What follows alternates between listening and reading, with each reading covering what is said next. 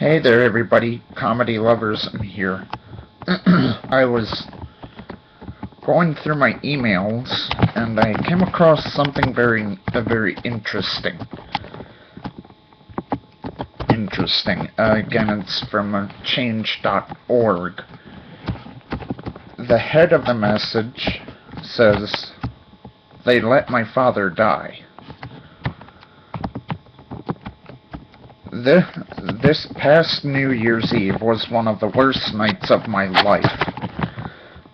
That's the night my father died waiting for an ambulance that never came. Around 1 a.m., my father was having trouble breathing, so I called 911. The nearest fire station is just 1 mile from our house in D.C. At most, a 5-minute drive.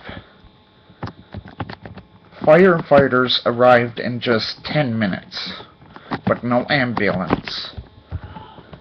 I watched my father struggle to stay alive as we waited for emergency medical services, and waited, and waited.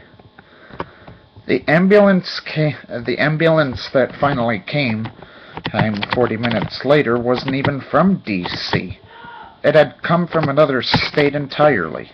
By the time it arrived, my father was already dead. Despite this, the D.C. Fire Department is charging my family $780 for an ambulance that never came.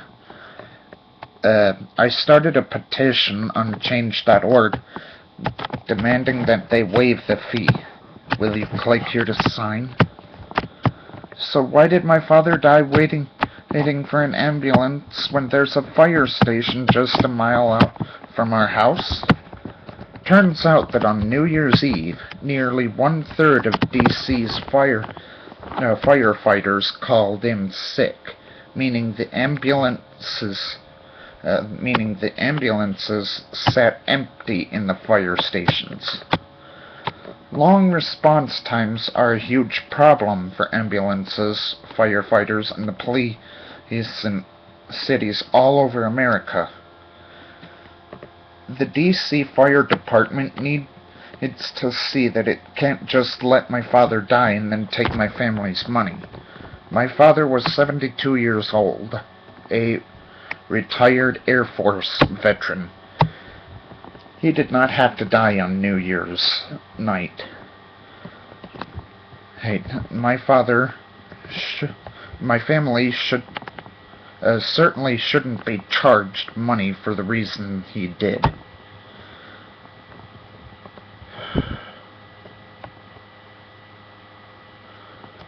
P.S. If you ever had to wait too long for an ambulance or other emergency services, tell us your story in the reasons for signing section of this petition. Can you believe that? The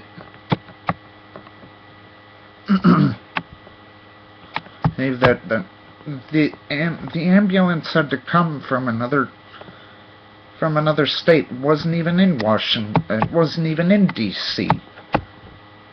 You see. So it finally got there, but it was too late. Late.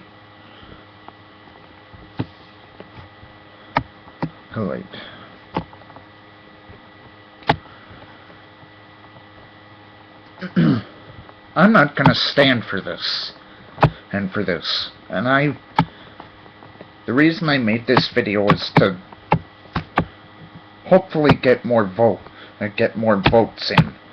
And to stop this bill, and to show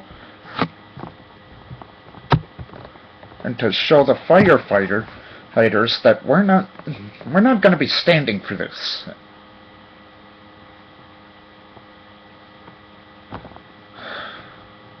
And why did almost all of the firefighters call in sick? And to me,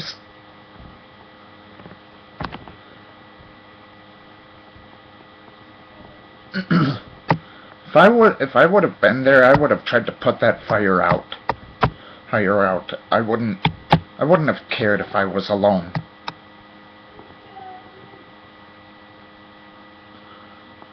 My roommate.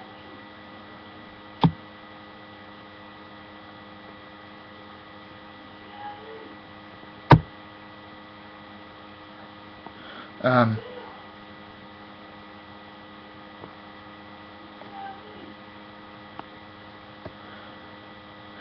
um,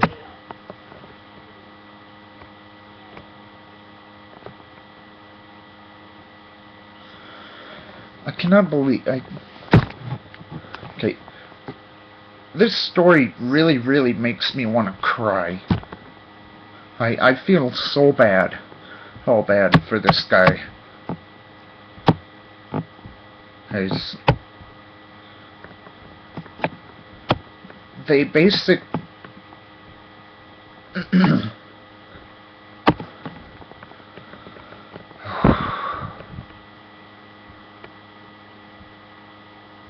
they let a man die, so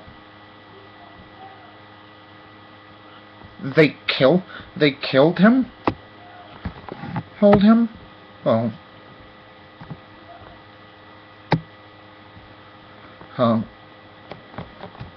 Oh, yeah, kind of. I place that responsibility on them.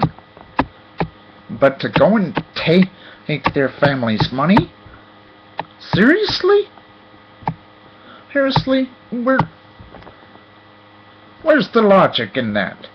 If they're responsible, they should not, then they cannot make this family pay. At all. At all. That is evil in so many ways. And I cannot believe that they... What is our world coming to? You know, I don't think the government itself is screwed up, but the people that work in the government certainly are. Certainly are. And we need to show them that we're not gonna back down.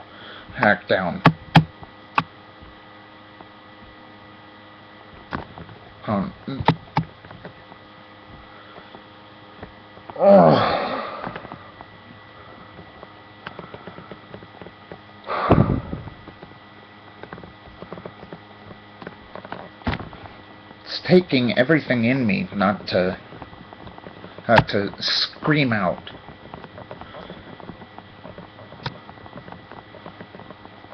It's taken everything in me not to scream. Please. Please.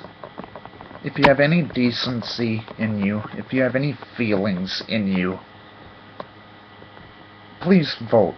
I'll put a link down in the description box.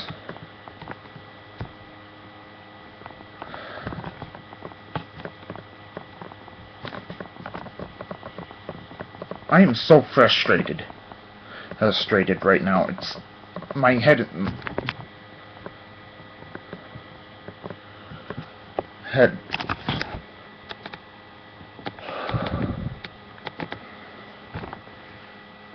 If I think about it anymore, I think I might have steam coming off the top of my head.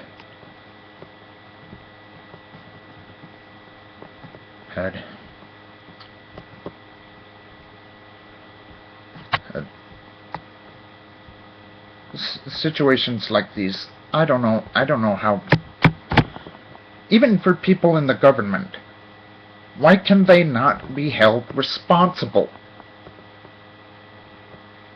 Firefighters, please.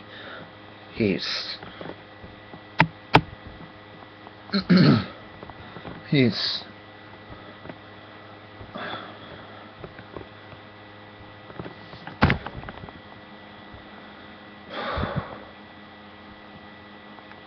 I would have certainly fired all the policemen. I would have certainly fired all the firefighters